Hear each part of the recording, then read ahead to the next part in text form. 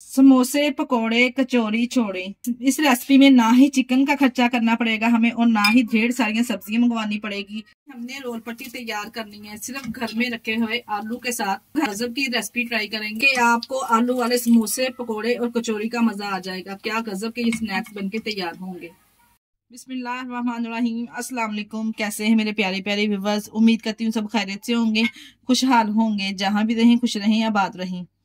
किस तरह से रमजान में आप बना के इसको स्टोर भी कर सकते हैं, किस तरह से स्टोर कर सकते हैं और इस मजेदार सी रेसिपी को किस तरह से बनाएंगे। चले जी फिर देर किस बात की, इस मजेदार सी पोटैटो बोल की रेसिपी को बनाना स्टार्ट करते हैं। चलते हैं रेसिपी की तरफ और वीडियो को फुल वॉच कीजिएगा। वीडियो पसंद आई वीडियो को लाइक और चैनल को सब्सक्राइब करना ना भूलिएगा। दाल सी रेसिपी बनाने के लिए हमने यहाँ पे हाफ के जी आलू लेके इसको छिलका उतार के सिंपल हमने इसको नमक डाल के बॉईल कर लेना अच्छे से धो के। यहाँ पे तमाम आलूओं को क्रश कर लेंगे, आप चाहे तो मैश भी कर सकते हैं। मैंने यहाँ पे इनको क्रश किया है। जिसको बनाने के लिए यहाँ पे हमने एक फ्राई पैन ले लेना है। इसमें डालेंगे 3 टेबल स्पून, जो चावलों वाला चम्मच होता है वो 3 टेबल स्पून हम इसमें ऑयल शामिल करेंगे। जैसे ही ऑयल हल्का सा इसमें गर्म हो जाएगा तो हम इसमें शामिल कर देंगे 1 टेबल स्पून लहसुन अदरक का पेस्ट। यहाँ पे देखिए मैं 1 टेबल स्पून लहसुन अदरक का पेस्ट शामिल करने लगी। साथ भी इसके शामिल करेंगे हाफ टी स्पून हम इसमें साबुत सफेद जीरा इसमें ऐड करेंगे। दोनों चीजों को डालने के बाद अच्छे से मिक्स करेंगे और थोड़ा इतना इसको भून लेंगे कि लहसुन अदरक की अच्छे से इसमें खुशबू आना स्टार्ट हो जाए और कच्चापन चला जाए लहसुन अदरक का। यहाँ पे देखिए 20 से 30 सेकंड के लिए मैंने लहसुन अदरक को अच्छे से भून लिया है। अच्छी से जब इसमें से खुशबू आना स्टार्ट हो जाए तो हम इसमें शामिल कर देंगे यहाँ पे ये 4 मेरे पास बड़ी साइज की चौक की ही सब्ज मिर्चें।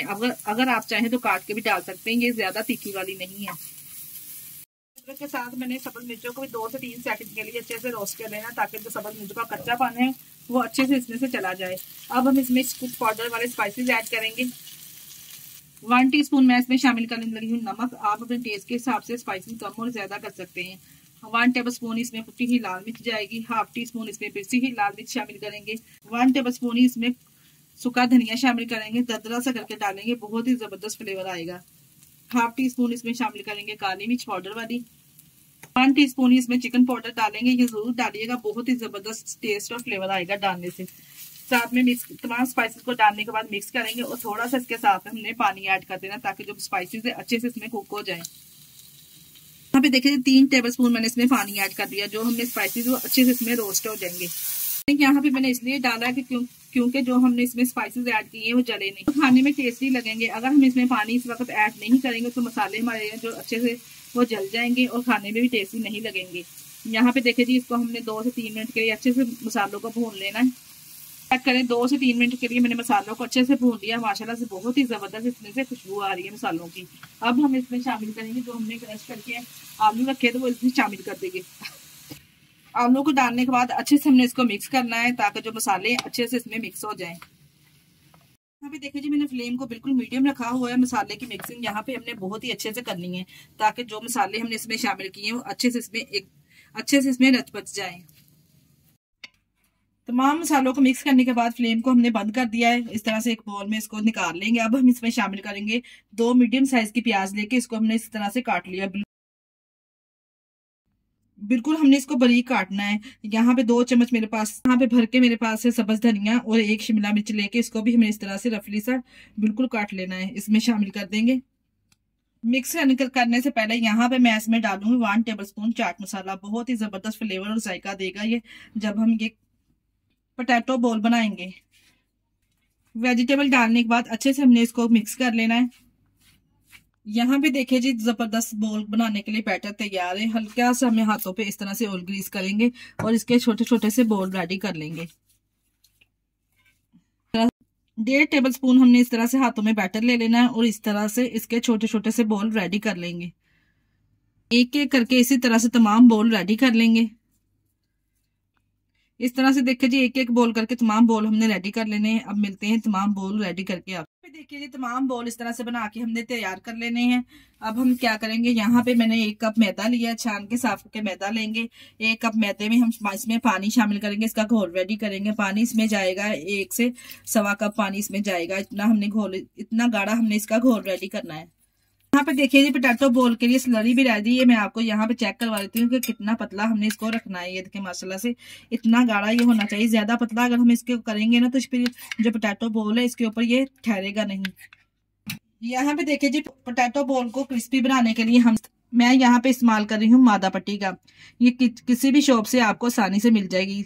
जैसा कि आपको पता है रमजान है, रमजान में तो किसी भी शॉप से, बेकरी वगैरह से भी आपको आसानी से ये मिल जाएगी, या फिर आप जहाँ से आप ग्रोसरी करते हैं वहां से भी आपको आसानी से मिल जाएगी।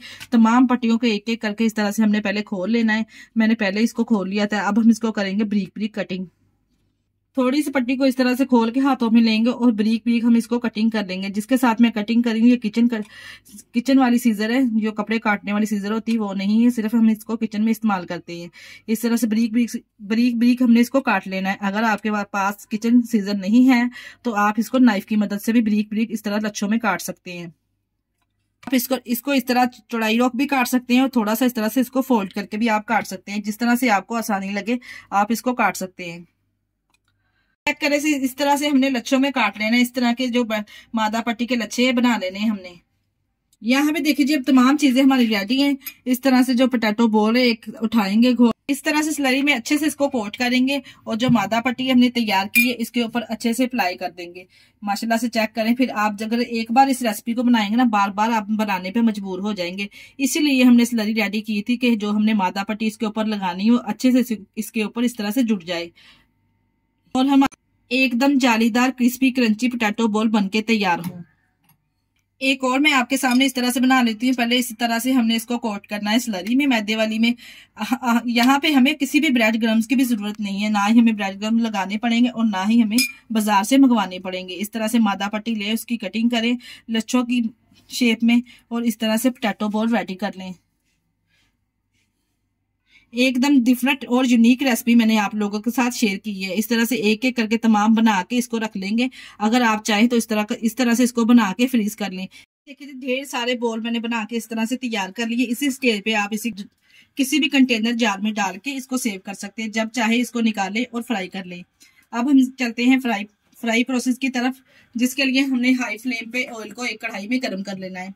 ऑयल को पहले हमने हाई फ्लेम पे गर्म करना है, फिर हम इसको डालते जाएंगे और फ्लेम को हमने मीडियम कर देना है। एक एक करके इस तरह से तमाम बॉल को हम डालते जाएंगे। जितने बॉल आसानी में इसमें डल सकेंगे इतने हम इसमें डाल देंगे। एक डालने के बाद 1 से 1.5 मिनट से पहले तो हमने इसकी साइड नहीं चेंज करनी, ना ही हम इसको छेड़ेंगे, नहीं तो जो हमने इसके ऊपर पट्टियां लगाई हैं वो खुलना स्टार्ट हो जाएंगी। तमाम बॉल इस तरह से डालते जाएंगे और 1 से 1.5 मिनट के बाद इसकी साइड चेंज करेंगे। यहाँ पे देखिए जी 1.5 मिनट के बाद मैंने इसकी साइड चेंज कर दी। ज्यादा हमें इसे पकाने की भी जरूरत नहीं है, क्योंकि ऑलरेडी हमने इसमें जो भी चीजें शामिल की हैं वो पहले से पकी हुई हैं। अच्छा से जब इस तरह से गोल्डन कलर आना स्टार्ट हो जाएगा तो 3 से 4 मिनट के लिए मजीद हमने इसको और फ्राई करना है, फिर हम इसको निकाल लेंगे। यहाँ पे देखिए जी उल्टे पलटे हुए हमने मजीद इसको 3 से 4 मिनट तक और फ्राई किया है। माशाल्लाह से चेक करें आप कितना जबरदस्त। इस तरह से जब गोल्डन सा कलर इसको आ जाएगा तो हमने इसको निकाल लेना है। क्या गजब के ये पोटैटो स्नैक्स बनके तैयार होते हैं। एक बार इस रेसिपी को तो जरूर ट्राई कीजिएगा। समोसे पकौड़े कचौरी को भी ये पीछे छोड़ जाएंगे इंशाल्लाह ताला, जितने जबरदस्त ये पोटैटो स्नैक्स बनके तैयार होते हैं। यहाँ पे देखे मजेदार से जबरदस्त से क्रिस्पी क्रंची पोटैटो बॉल बनके तैयार है। माशाल्लाह से आप इसका क्रंच चेक करें और कितने जबरदस्त ये बनके तैयार हुए हैं। यहाँ पे हम इसको सर्व करेंगे केचप के साथ। आप चाहें तो इसको रायते के साथ भी सर्व कर सकते हैं। इतने बेहतरीन गजब के ये पोटैटो स्नैक्स बनके तैयार हुए हैं। इसी स्टेज पे अगर आपको हमारी वीडियो जरा सी भी अच्छी लगी तो हमारी वीडियो को लाइक और चैनल को सब्सक्राइब लाजमी कर दिया करें। अपने अजीजों में रिश्तेदारों में भी शेयर कर दिया करें। इसके साथ ही हमें दीजिए इजाजत। अपना बहुत सारा ख्याल रखिएगा, हमें दुआ में याद रखिएगा। हमारे चैनल को लाइक और सब्सक्राइब करना ना भूलिएगा। ओके, अल्लाह हाफिज।